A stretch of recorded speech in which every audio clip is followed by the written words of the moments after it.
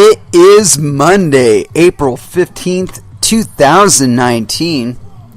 It is 8 p.m. Pacific Standard Time, and so you know what time it is. It's time for a little bit of coin metal. It was a very educational, get your ass kicked at Jiu-Jitsu Monday. We covered takedowns, and not just regular takedowns. Like, what we were doing is 1 minute rounds of takedowns. And just like whatever setup you wanted to do, whatever, your opponent was just to give you just a teeny tiny bit of resistance. But basically it was round after round after round of takedowns. And honestly, I could do with like a year of classes just like that. Maybe give me a few additional setups or whatever. But what we did do, me and my partner, because we stayed with the same partners the whole time, is my partner fed one takedown, and he would do that for his minute, and then I would copy the one that he did. And the reason I did that is because my opponent was much more experienced than I was, honestly, and he's way better than I am. So I'll just be honest, we're both blue belts, but he's a light year ahead of me. So anyway, like I said, I let him lead the dance.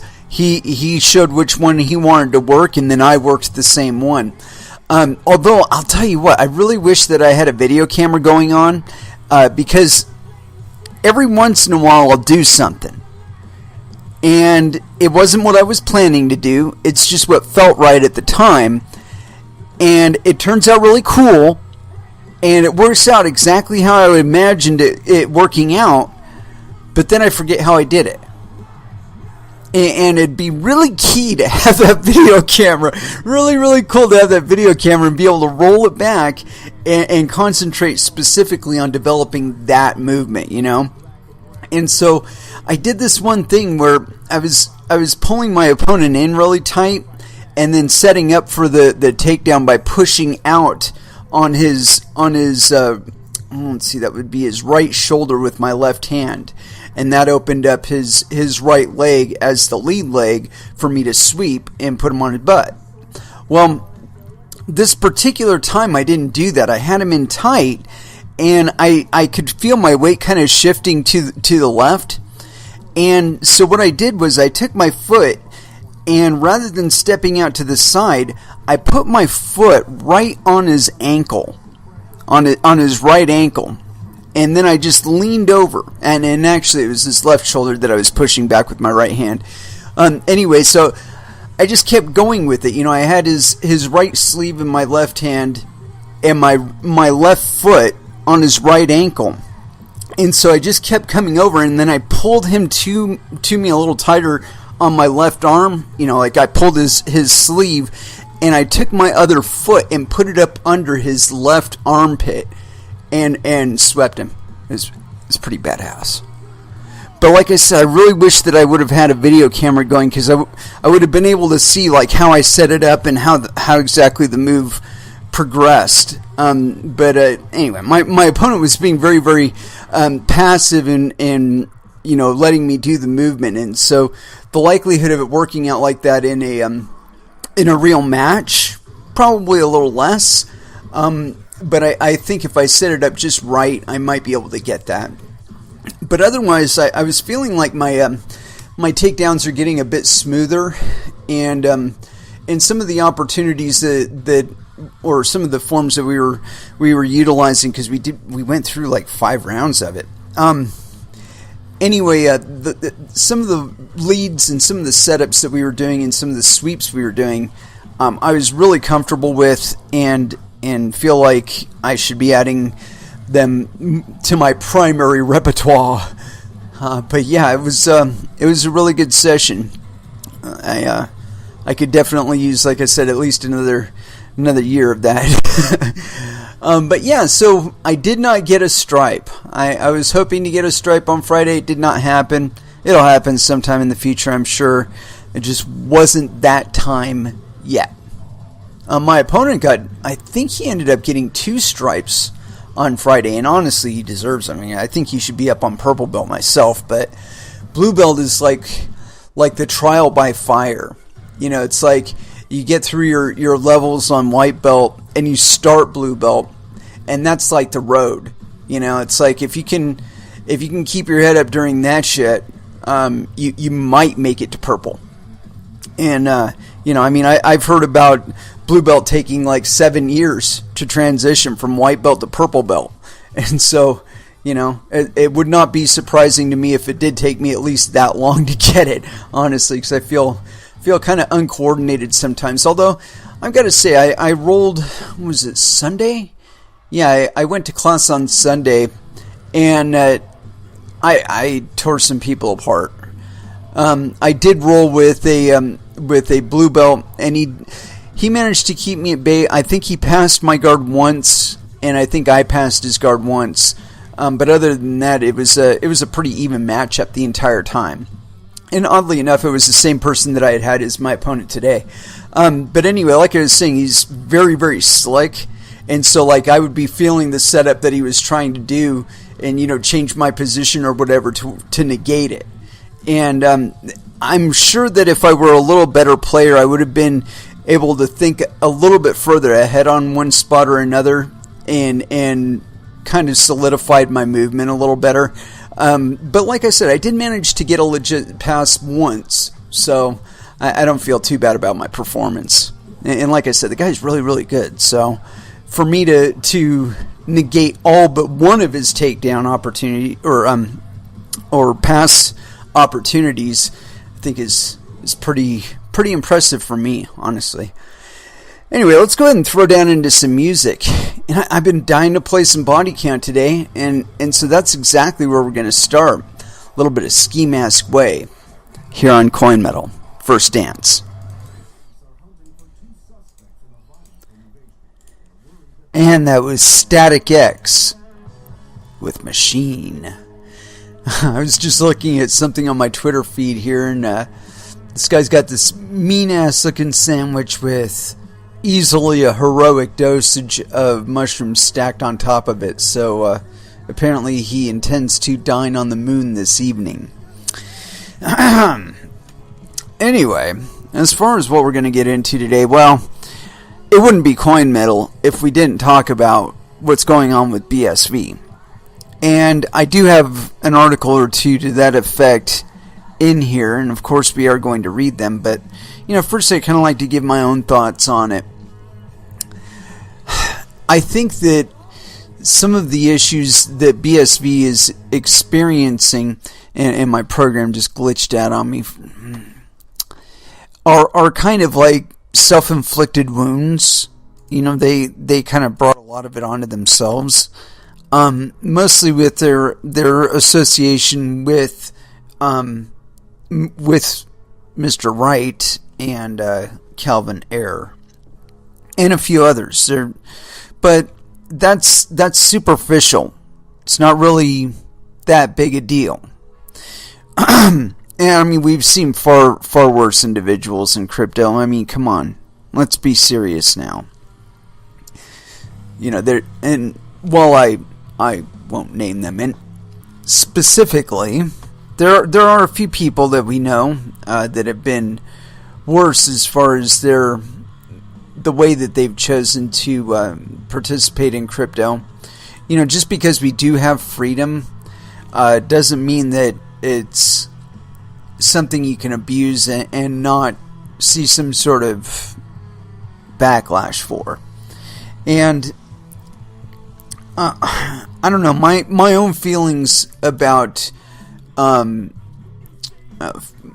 Nakamoto are, number one, that he's not Satoshi Nakamoto. It just didn't make sense to me. It never made sense to me that Satoshi Nakamoto would work really hard on Bitcoin, release Bitcoin to the world as an open source project, then come along about 5 or 6 years later and say, hey, you know what? If you want to participate in this in the most efficient way possible, you're going to need my patented miners, and start writing up all kinds of patents. That just didn't make any sense to me. It's like, here's the thing that will save the digital financial realm. Oh, and by the way, you have to use my proprietary shit in order to use it. No. I find this is objectionable, a thesis or an idea as Bitcoin. I'm going to use this thing that was designed to function entirely without any trust in any third parties, and without the need for the permission of any third parties. But no, I can't use it on the main network. No, I have to use it off-chain. I've got this immutable ledger, that all the transactions are logged on. But no, I can't use that to do my transactions on. I have to have my own ATM machine and set up some sort of subsidiary network so that I can transact my Bitcoin that was designed specifically for me not to need a third party in order to use it. I mean, it doesn't make any sense to me. It does not make any sense. I mean, if I'm going to use cryptocurrencies, why am I going to use them exactly as I would use fiat currency? I mean, what's the point of holding the monetary value in crypto at all, if that's going to be the case? And I saw something on here, and I didn't click on it, but it was the title of a article, and it kind of, the synopsis underneath it said that people regarded cryptocurrencies as a quote-unquote get-rich-quick scheme. We have only ourselves to thank for that perception, because there have been some get-rich-quick schemes out there. Not going to deny it. There are probably some coins right now that initially were started as a get-rich-quick scheme, but it turned into a legitimate currency because people used it. Bitcoin itself, though, was never intended as a quote-unquote get-rich-quick scheme. I know, because when I started in Bitcoin, there wasn't a cash value for it. So it was never get-rich-quick for me. It was, let's do this thing, see if it works, and if it works, let's try and use it to transact monetary value with anybody on planet Earth. And yes, that does include Fake Toshi, or Craig Wright, or Calvin Ayre, or John McAfee, or anybody.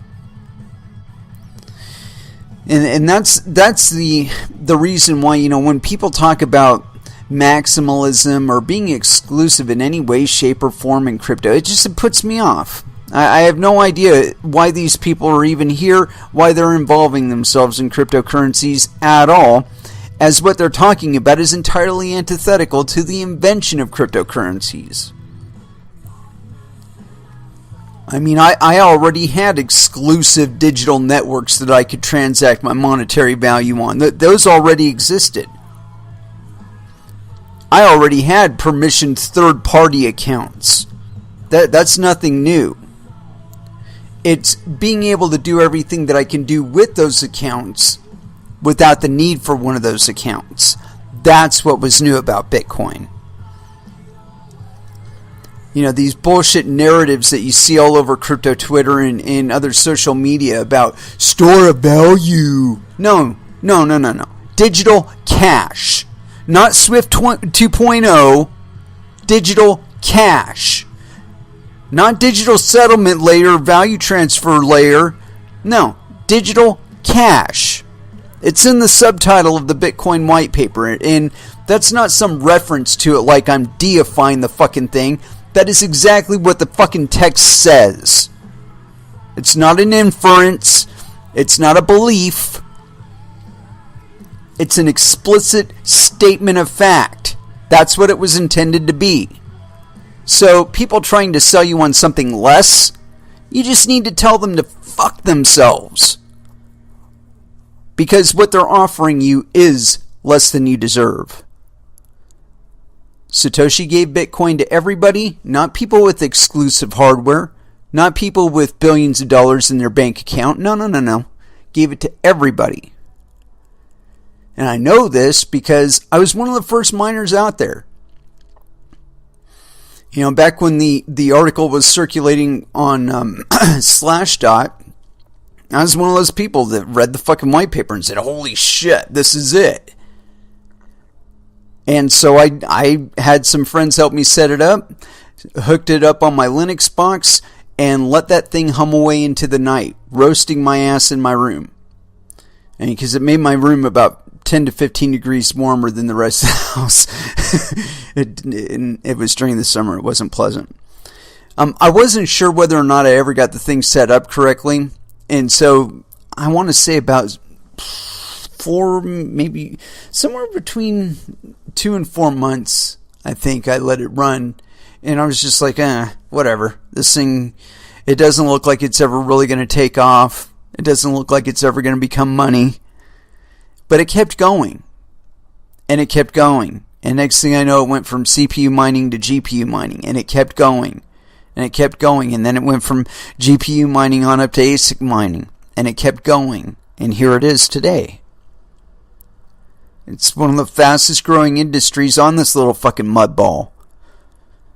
And so the idea that associations with somebody in particular, it's not going to make any difference. Does the fucking thing work?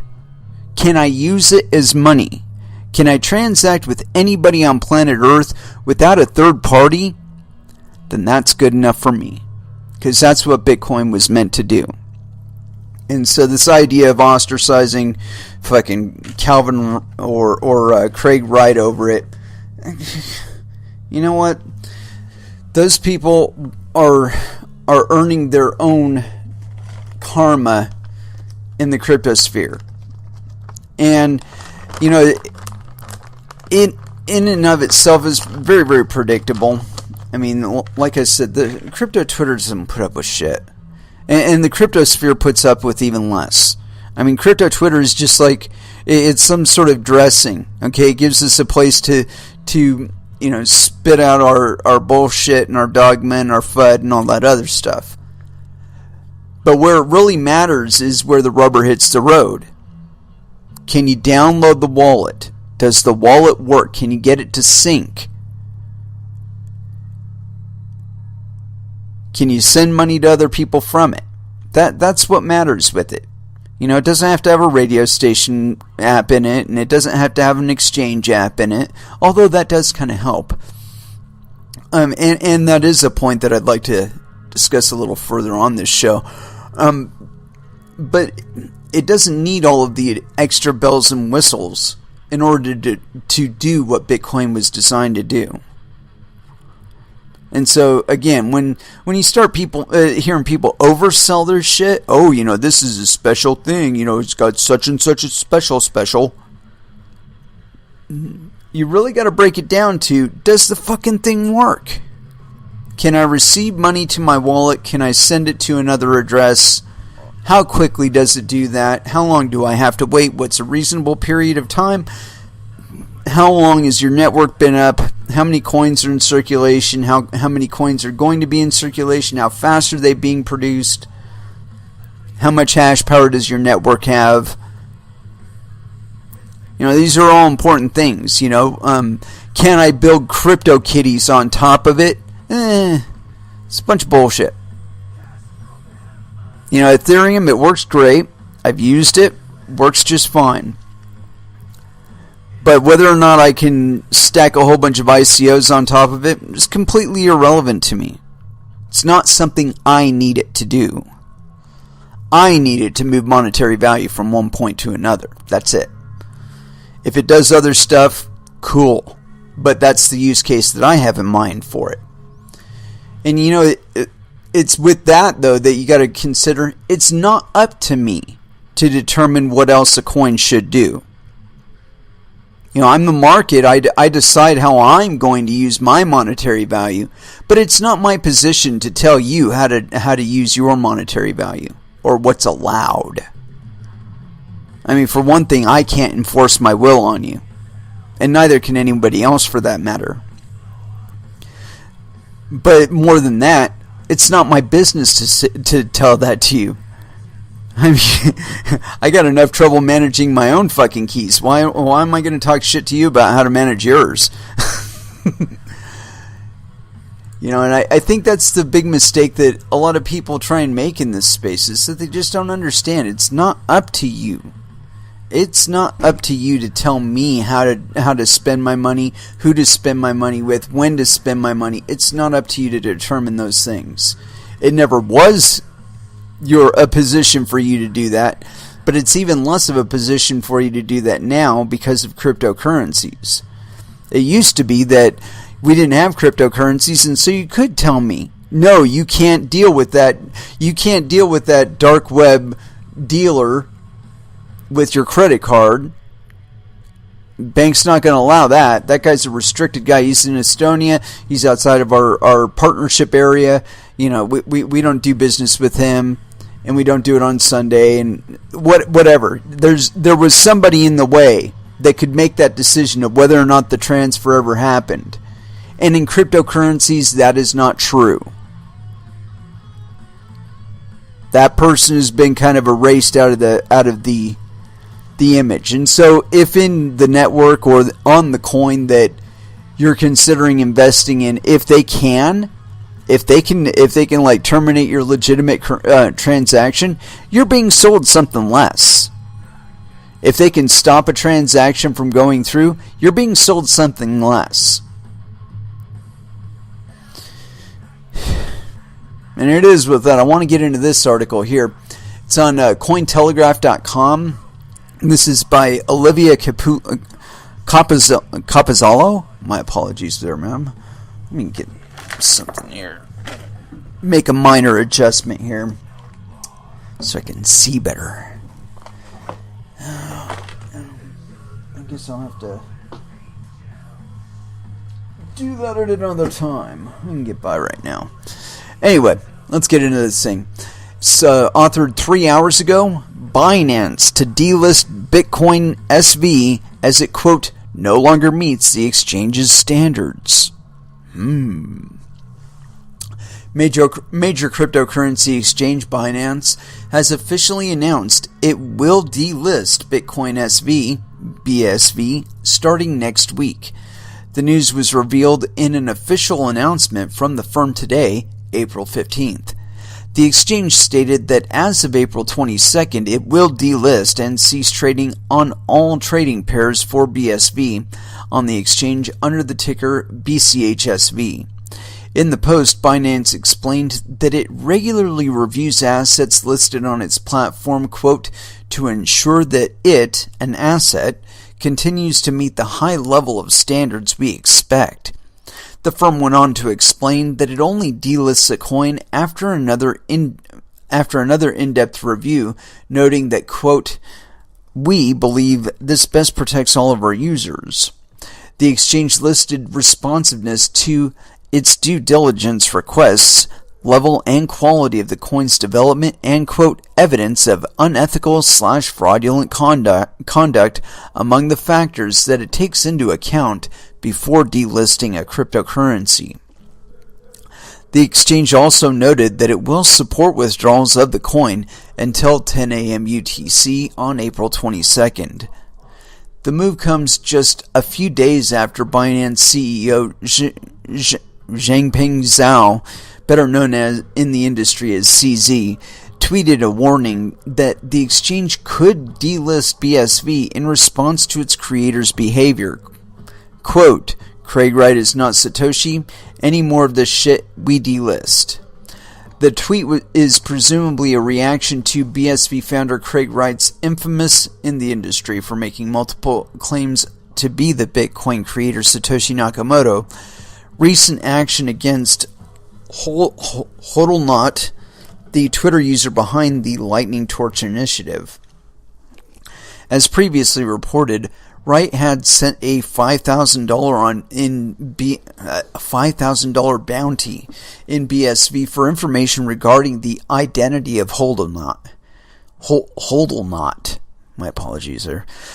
The cryptocurrency community reacted on Twitter by creating We Are Hodlnaut hashtag to show support for the now deleted Twitter user. The community also reacted to CZ's warning by asking various exchanges to delist BSV and creating a, quote, delist BSV hashtag. I've seen it actually. It is on Twitter. Wright is purportedly motivated by the anonymous Twitter user calling him a fraud and accusing him of falsely claiming to be Nakamoto. Binance is currently the world's fourth largest crypto exchange by adjusted daily trading volume, seeing around $900 million in trades over the 24 hours to press time. BSV is currently trading at around $55, close to 7%, down close to 7% on the day to press time. And there was one comment here. Francis H. Eldman the third says, Craig Wright is not Satoshi, but he did stay at a Holiday Inn Express last night. Oh, man. There's going to be like endless mirth about this thing for like at least another week. I think it's kind of premature to delist, but that's my feeling on it. I think that CZ is free to manage his exchange as he sees fit. But I will say this. Number one, Ethereum is kind of off. That's beside the point. It is his choice to delist BSV, but I think that the claims of fraudulence and whatnot, that's something to be decided in court. I don't think he's Satoshi, and he's free to say that as long as he wants. Where it comes into question is trying to dox people on Twitter. I think that's kind of fucked up. But that's a behavior that the cryptosphere does not seem to accept. You know, I mean, and I consider that to be a reasonable thing. Now, I want to be really like on Craig's side and whatever, you know, just because I hate seeing anybody being put down. But I will say that whatever put down he does get, it'll probably be something that he actually did something to earn. And, you know, it's like, we could try and forgive him for that, but, you know, it's up to him to rectify his behavior, and I don't think that forgiving something like that out of hand would be educational. But nonetheless, you know, the bigger question to me is, does the coin actually have any real value? And I keep getting these stupid fucking friend requests, and I don't know if I'm gonna get on with this one. I don't know what it is. The last few days I've been getting a lot of friend requests, and it's kind of concerning for me. You know, I live a relatively secluded lifestyle, and so yeah, any kind of stuff like that, when it's not coming in on my main account, kind of bugs me, you know. Anyway, let's look up Bitcoin SV and their network. SV hash rate. Yeah, that's what we want. Bitcoin SV hash rate chart. Looks like it hasn't really done a whole lot. There's a minor dip here at the on the 14th or 13th rather. Yeah, about the 13th there was a minor dip. But you know what's funny is their network dropped significantly in hash rate as of I don't know, I want to say that's like the November 27th or 28th. It went way down. It went from 4 exahash down to 1 exahash, and actually below 1 exahash, and it's been bumbling around slightly below 1 exahash ever since. So, you know, nothing's really changed on the network side of things. But, you know, miners mine out of self-interest. You know, and if their self-interest is just maintaining the network, they'll stay on. You know, but if it's something like, you know, they're trying to make money, they're going to bail somewhere else.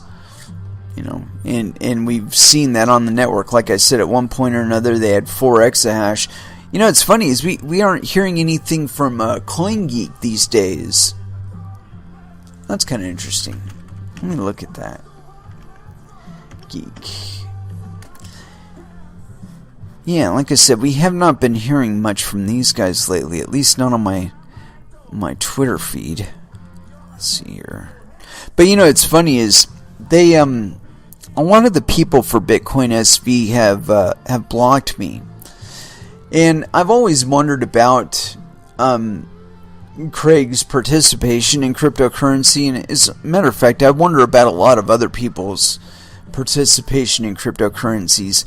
And I'm just going by behavior, and the fact that not everybody is who they claim to be or represents who they claim to represent or whatever. It's to be expected. This is money, but it really leaves you to wonder who to trust or who you can trust. And the fact of the matter is that if you're here to trust somebody, you're in the wrong fucking place. It's not even a matter of the scamminess that is involved in some cryptocurrency projects. It's a matter of these currencies work without trust. If they didn't, we wouldn't even be here. But yeah, so Bitcoin SV, CoinGeek, they are showing the thing about them being delisted. Oh, pardon me. Shit. Oh, yeah. Really put it on me at jiu-jitsu today.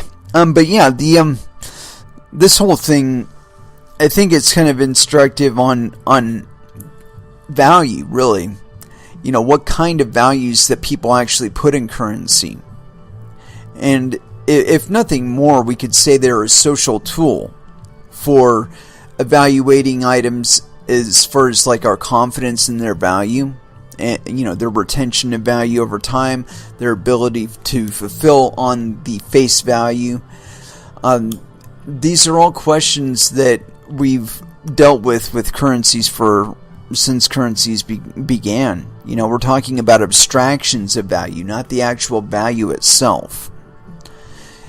And so scammery, flimflammery, that's to be expected. We're talking about money here.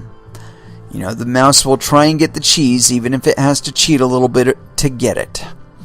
But yeah, Binance being delisted on Binance and other exchanges. It was funny. I guess. That's what it was. I wanted to talk about scamminess, and if CZ, if he's really concerned about safety for his customers, he really has to drop all of these stable coins, because if there's anything that's a scam in crypto right now, it's most certainly stable coins.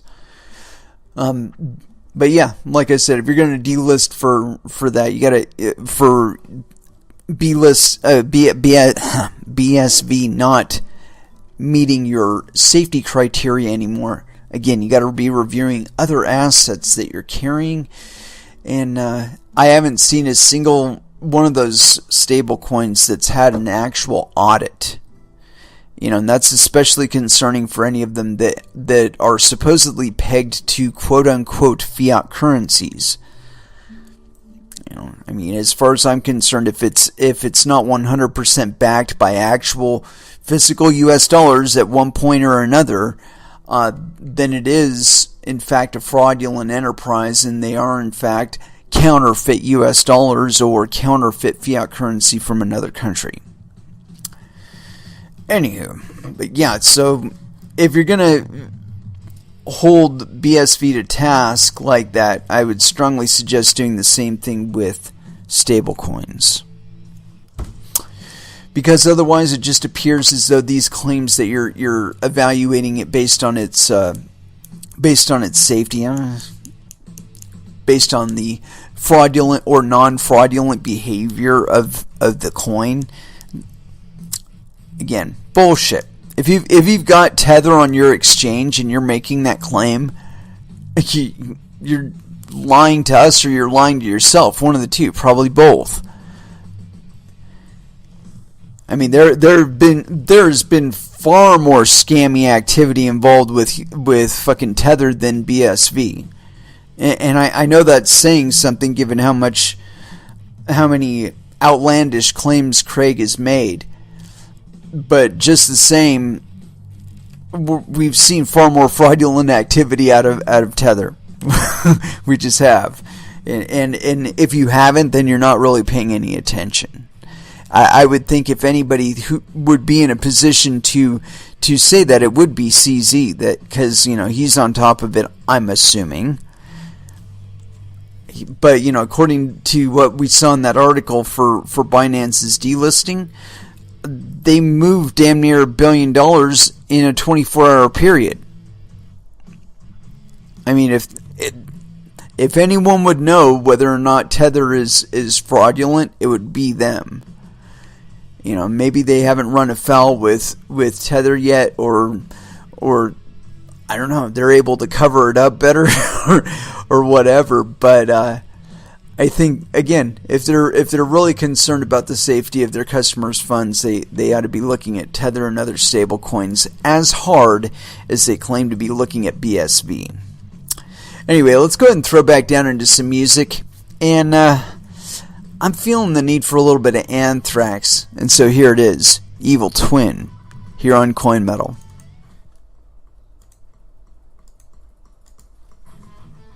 And that was Killing Joke with the Death and Resurrection Show.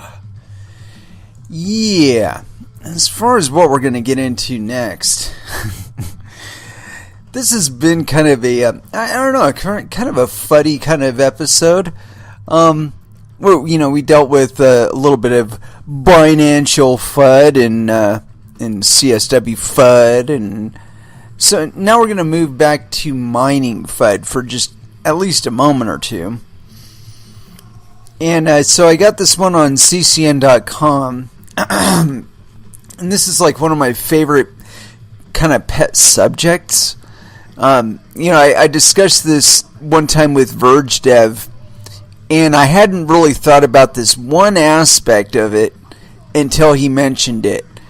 But it actually requires gasoline and diesel in order to transport US dollars from one point to another.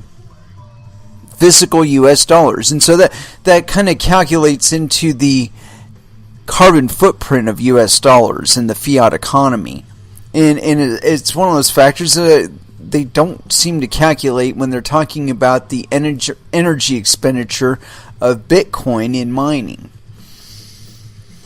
And so I got this article here, Bitcoin mining key stat exposes ridiculous energy consumption FUD. And this is by P.H. Medor, authored the 15th of April 2019.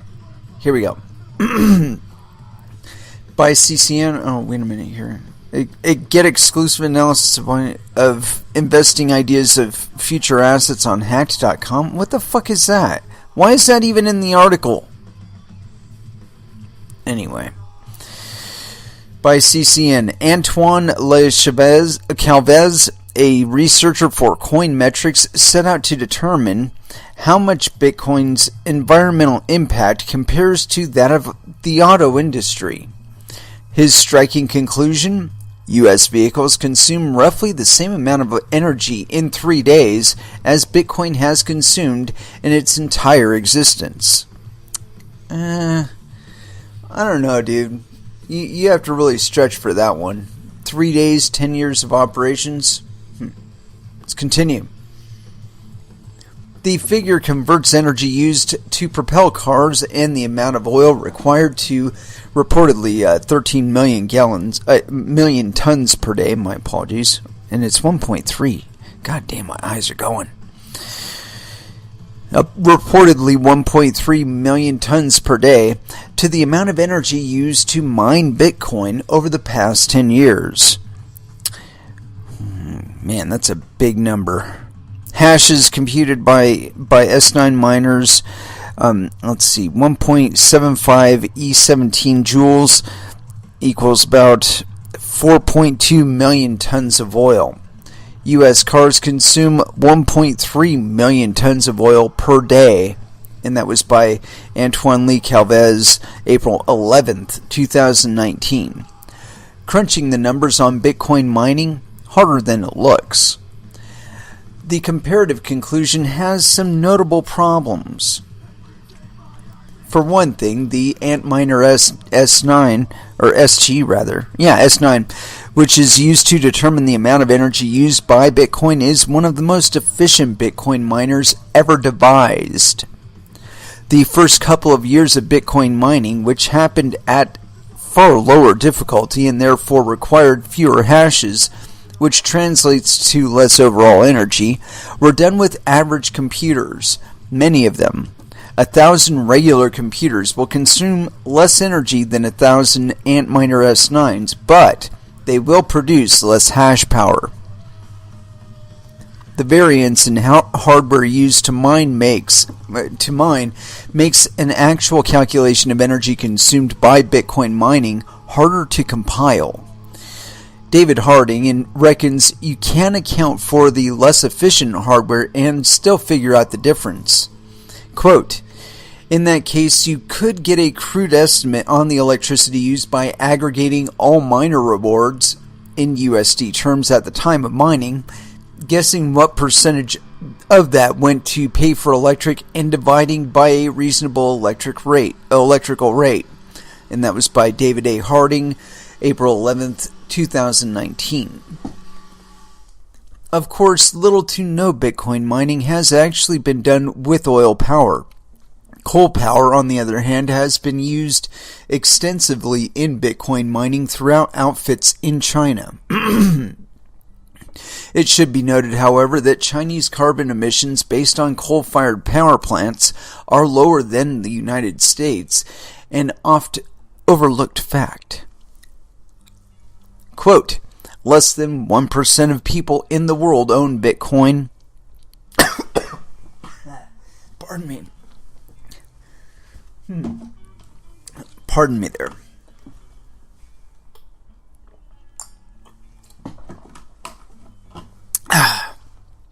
Kind of gasped there. Hold on. Quote, less than 1% of people in the world own Bitcoin. Less than 1% of those people run a node. Less than 1% of those people mine. What percent of people in the world today drive a car daily? Stupid comparison. Yeah, it is. Bitcoin mining environmental impact, not as bad as skeptics claim. Lee Calvez's conclusion contradicts with less rosy outlooks for Bitcoin as a massive energy consumption effort. The carbon footprint of Bitcoin is real, but the hysterical proclamations that it's using more energy than certain countries are both overblown and leave out important factors. The environmental concerns about Bitcoin have led to the creation of several alternative algorithms, including proof of stake, which will be adopted by Ethereum in part due to ecological concerns that mining presents. No, I don't think that's actually going to work out that way. Continuing. It is precisely ecological concerns that drove BitTorrent creator Bram Cohen to create his Chia cryptocurrency, which will use available storage farming as an alternative means to generate and verify blocks. The long-term sustainability of Bitcoin mining has other existential risks besides high energy consumption and the prohibitive costs associated with it. The number of hardware producers in Bitcoin is minimal, but with Bitmain remaining the largest. Bitmain has faced difficulties since the bear market set in during 2018, and the company recently let its initial public offering filing expire. This follows reports of layoffs and potential boardroom shakeups. There are more recent reports that the company's latest miners can't be affordably produced at scale. Quote, thread on Bitmain particularly interesting, the S15 miner game 7nm yield unusually low, 7nm costs 3 times 10 nanometers, selling demo-only volume, 1000 S15s, at a 30% loss per unit, and efficiency similar to multiple competitors competitors' new gen 10 nanometer chips and no 7 nanometer fab capacity available anyway. Yeah, that's by Adam Back. Okay, whatever. Trouble in the crypto mining industry. Of course, there are always GPUs which will be produced regardless of the status of the crypto markets. Ordinary graphics cards are produced and sold both in both the gaming industry and average computer users.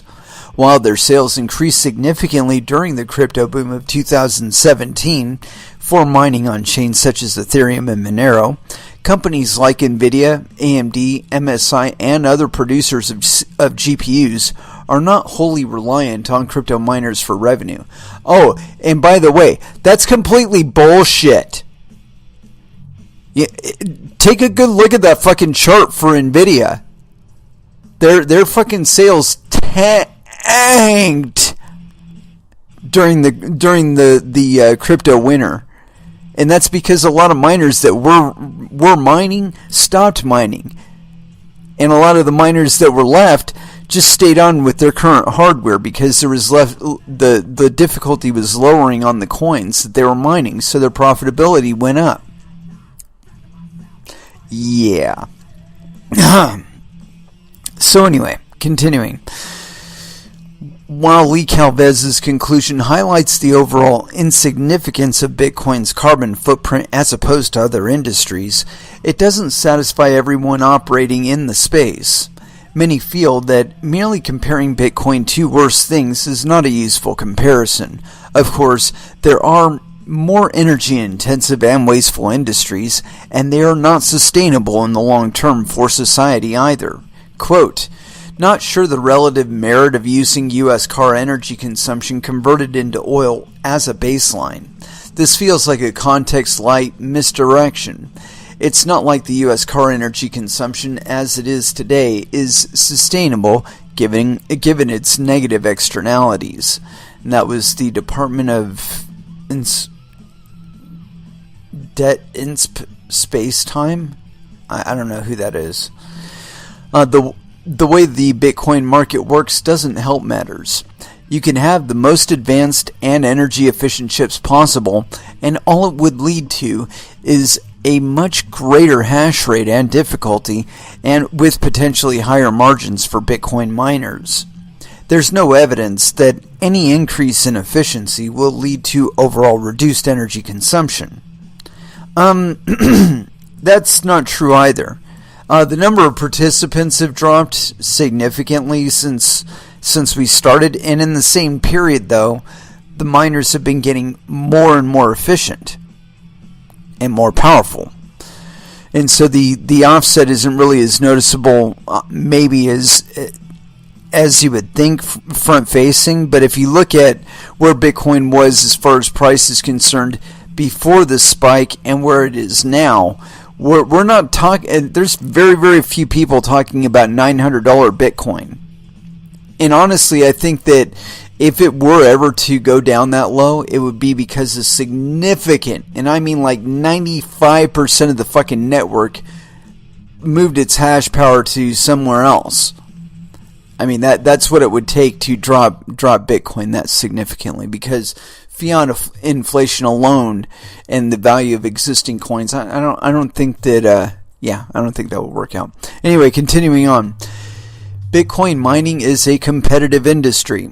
To compete, you must contribute as much hash power as possible, and hash power doesn't exist without electricity, no matter how that electricity is produced.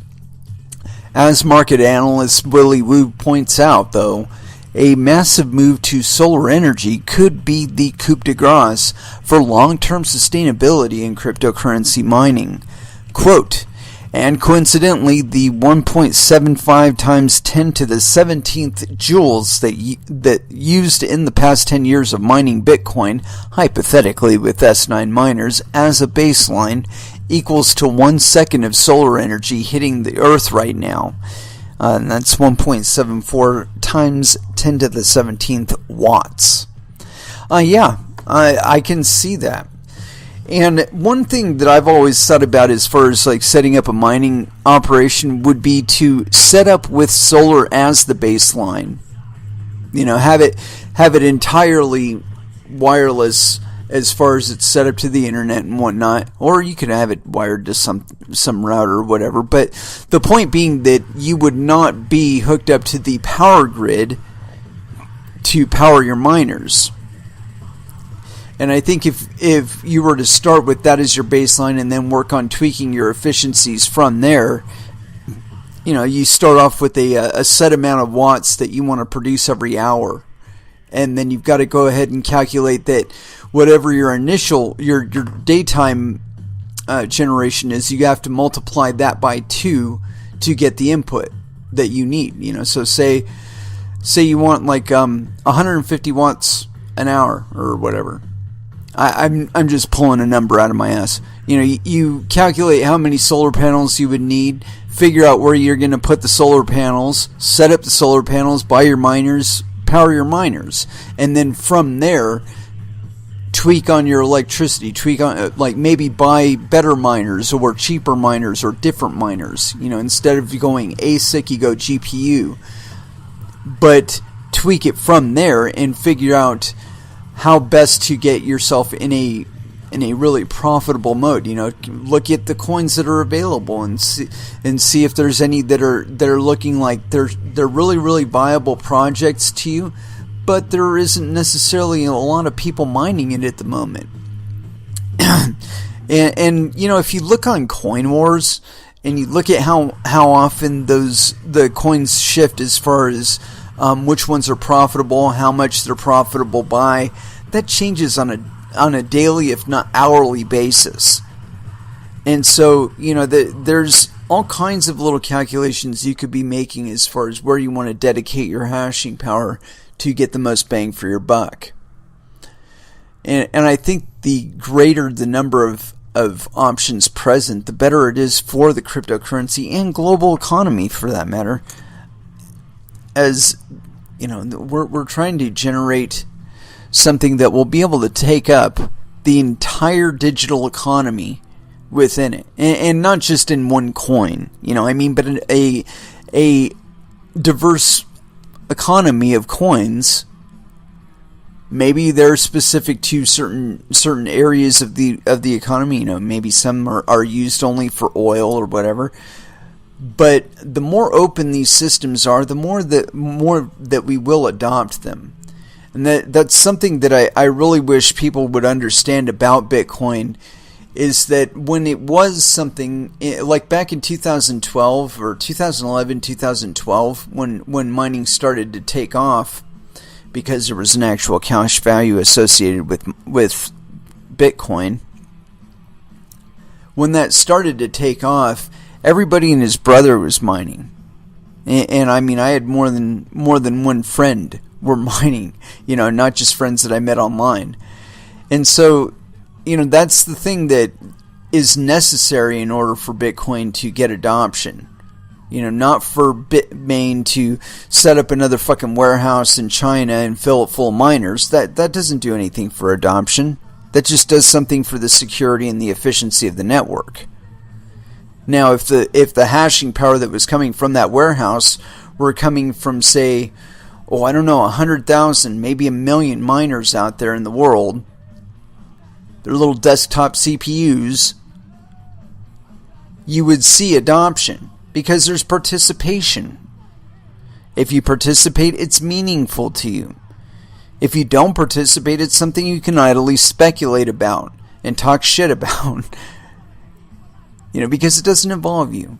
And your opinion really doesn't matter all that much. But if you are involved in this space, then that gives you some say in what version of a coin you're supporting. What kind of attributes a coin has that you support, And like I said, that's a power that we really haven't had for a very long time when it comes to currencies.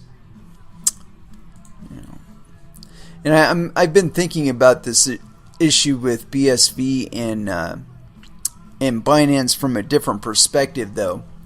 And that is that, today it's because CZ is deciding that they're no longer going to list BSV. What if tomorrow it's the Chinese government says, CZ, you will no longer have BSV on your exchanges within China? What if that's the reason for the delisting?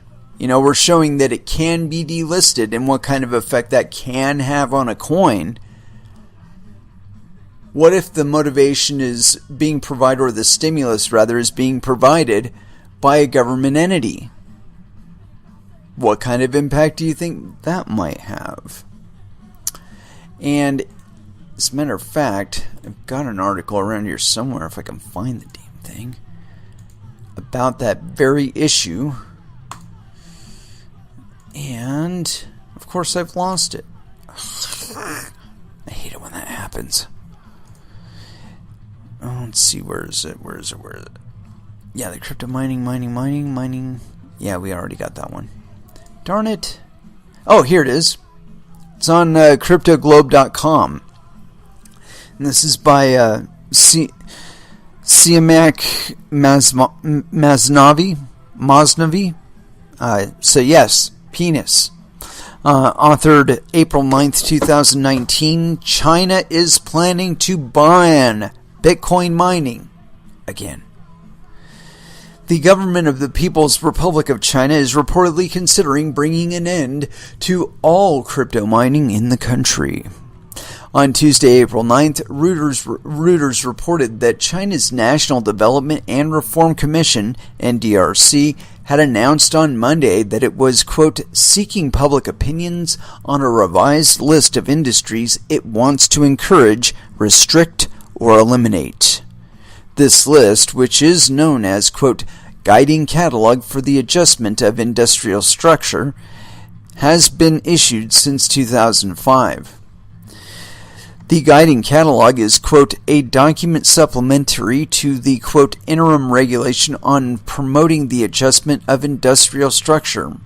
When it was first issued, it covered, quote, more than 20 industries that included agriculture, water conservancy, coal, power, transportation, information industry, iron and steel, non-ferrous metals, petrochemical industry, building materials, machinery, light and textile industries, service industry, environmental and ecological protection, conservation and comprehensive use of resources, and etc. And in total, there were, quote, 539 articles in the encouraged category, 190 in the restricted category, and 399 in the to be eliminated category. The Reuters report says that the draft version of the Guiding Catalog has added cryptocurrency mining to the, quote, over 450 activities that the NDRC said should be phased out as they did not adhere to relevant laws and regulations, were unsafe, wasted resources, or polluted the environment. Apparently, this document, quote, did not stipulate a target date or plan for how to eliminate Bitcoin mining, meaning that such activities should be phased out immediately. Until May 7th, it is possible for the public to submit their comments on the proposed changes to the list. The report also quotes the state-owned Securities Times as saying on Tuesday that this draft list, quote, distinctly reflects the attitude of the country's industrial policy towards the crypto industry.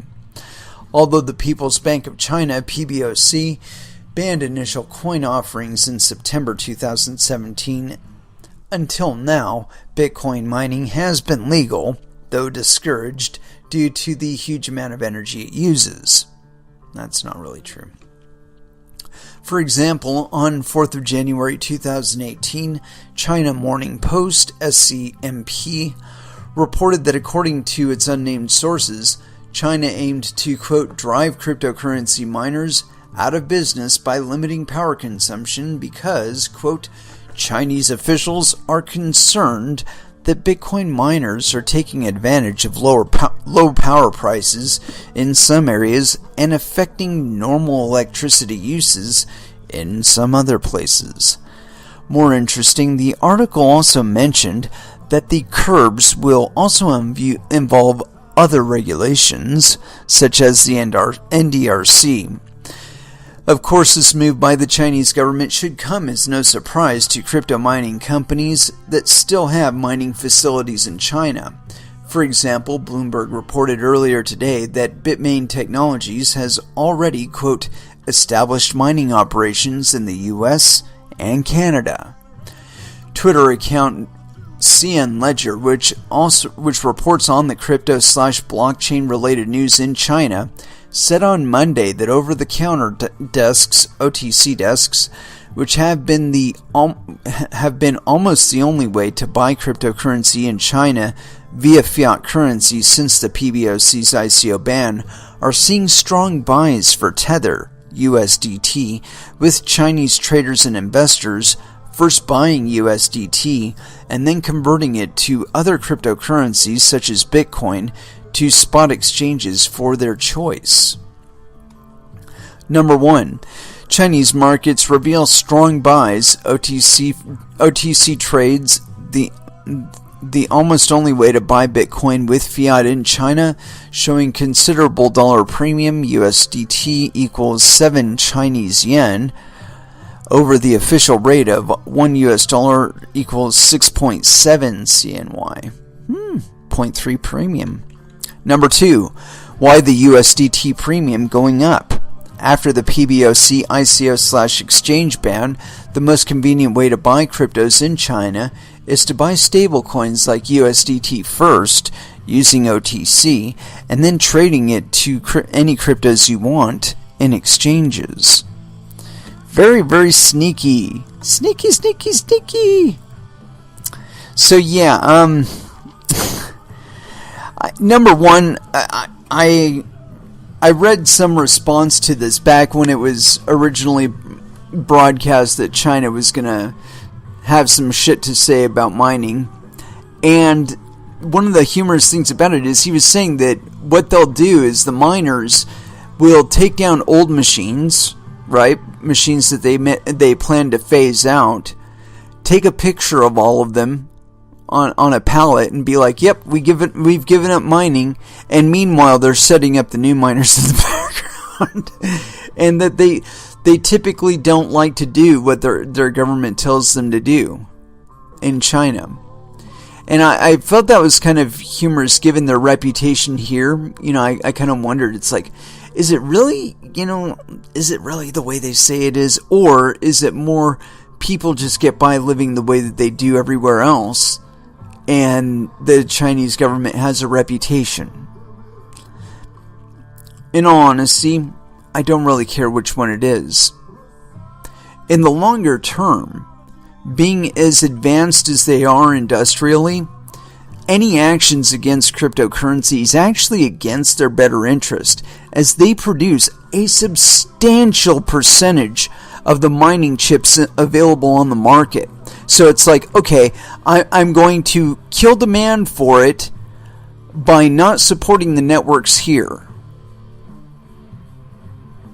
You know, if the mining isn't happening here in my country, and the miners in my country aren't making the money, they can't spend the money in my economy. I mean, because typically they're going to be buying things that are within China, right? Well, if they have Bitcoin, they'll probably be buying it in China. You know, buying whatever it is in China. And so that's more economic activity happening within China. And you know, the whole point of capital controls and all that shit is to keep the monetary value within your borders. Well, if the money is coming in from outside of your borders and being spent within your borders, why do you give a fuck? If anything, you'd want to increase your participation in that. You'd be selling memorandums to your people saying, dude, please, buy some of these fucking miners. Hook them up to the network and get to it. Make that economic activity happen. Because then we get taxes and then we get better stuff. And, you know, everything's cool, man. And I think this is the dance that governments are constantly playing. It's like, okay, if we squeeze them too tight, they're not going to be paying any taxes on it. But if we let it go on, it might get out of our hands, and some of my current incumbent interests might not be knocking on my door giving me money anymore. Well, dude, things change. And that's the world we're moving to. We're moving toward a more digital world. And so naturally, digital money is going to be a thing in the digital world. It has been so far, at least for the last 10 years. So, get with it. We're not gonna make a clean transition here. We've had a mommy and daddy in the economy at several points, and they've all managed to keep things kind of managed in their favor. But the economic disparities that this has been causing within our economy has gone so far out of whack, then rather than beg them for their money, we've started creating our own currencies. I mean, do you have any idea how fucking crazy you gotta get things for people to start trying to create their own currencies so they can just cut you out of their commerce? I mean, you have to really be abusing the market. You have to be abusing the market to the extent that it can't really operate under the rules that you're establishing for it. And really, I think we passed that point back in like 2005, 2006. Because the economies have been operating a lot on fraud and and theft and scams. And, that's usually those expressions of filth are what you get when you don't have legitimate activity. And so what you really have to do is take a look at the scene and say, okay, what's different between now and 2000? What have we changed between now and 2000 in our economy, in our regulatory frameworks? What has changed since then that we went from a state that we were in where, you could set up a website and set up some shit. You could set up a ISP and host users and whatnot on your service and make things happen on the internet. And what changed between then and now as far as regulations and as far as the focus of government within the internet, that we've inhibited so much of the economic activity that people have resorted to dark web economies and their own digital currencies that they can use without our participation. I mean, it wasn't that they started getting more money or that the economy that was being presented to them was so wonderful for them that they were able to live and get by with what they made within it. I mean, obviously something had changed or was making life such that they couldn't get out of that state. That they couldn't get out of the socioeconomic strata they were occupying. It was always just a job that was maybe $1, maybe $2 more than they made last time. That they had to make like radical alterations in their lifestyle, divorces and shit like that, selling homes and shit like that, just to get by.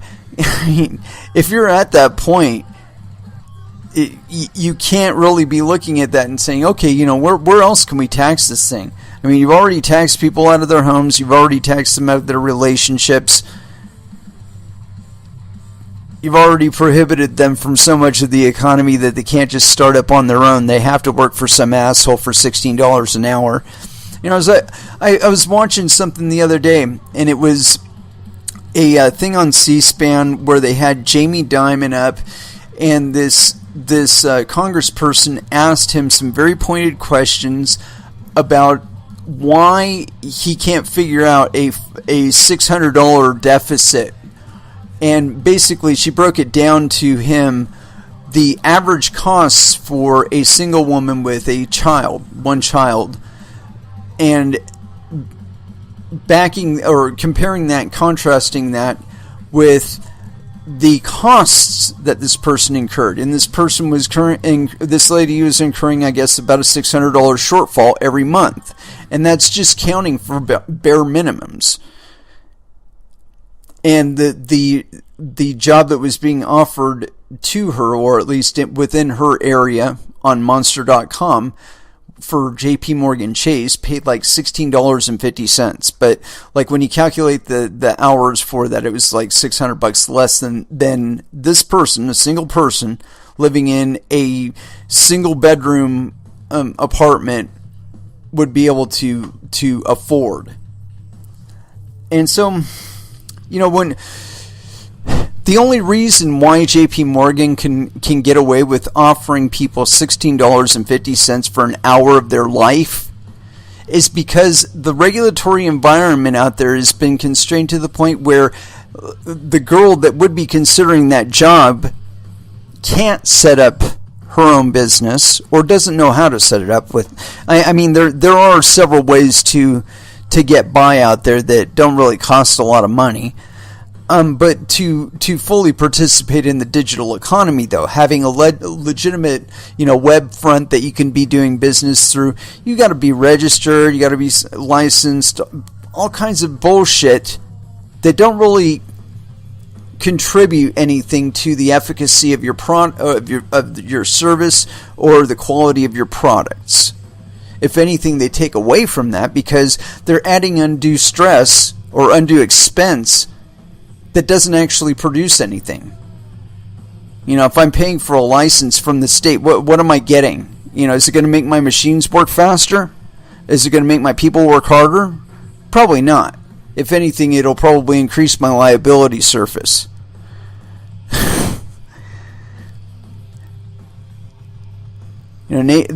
I go on and on about statistical process control and how it's just going to winnow everything else out, all the little inefficiencies, that it doesn't just stop on the manufacturing line. And that's one of the places where it's just going to winnow government right out of your life. When the options that do things as well as any regulated activity become available to you, and they're at least as fast and as good and as secure as those means provided to you, what are you going to fucking do? You're going to go with the cheaper option. You're going to go with the more efficient option. Because your life demands that you be efficient. That you utilize your monetary value properly and in your best interest. And again, when there are means becoming available to you that are of lower cost and higher efficiency than the official currency, eventually the migration is going to be complete, and you're just going to winnow right around government and regulation. And it really shouldn't be that way. Government really should be responsive enough that we wouldn't be living in a situation where our government gets cost of living adjustments, but none of us do. I mean, really, how am I supposed to pay for your cost of living adjustment if my income isn't adjusting to match my cost of living? Just increasing my tax burden isn't going to help me any. Anyway, let's go ahead and throw back into some music. And we played Slipknot last. I don't want to play it again. At least not right now. I mean, I got so much music in here, there's really no excuse to play the same bands over and over again.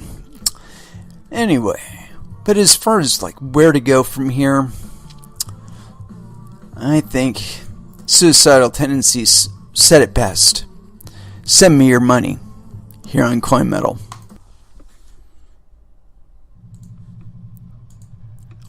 And that was Voivod with Too Scared to Scream. And it is with that I'd like to wrap up this episode. Thank you very, very much for listening. I certainly do appreciate the support. We will be back again on Wednesday at 8 p.m. Pacific Standard Time. And so until then, I want y'all to trade safe. Do your homework. And watch out for your own bunghole, because nobody else is going to do it for you. Not even Craig Wright. And as far as our last dance is concerned, it's got to be Metalocalypse. Go into the water. Last dance. here on Coin Metal. Thank you again for listening. You all have an excellent evening.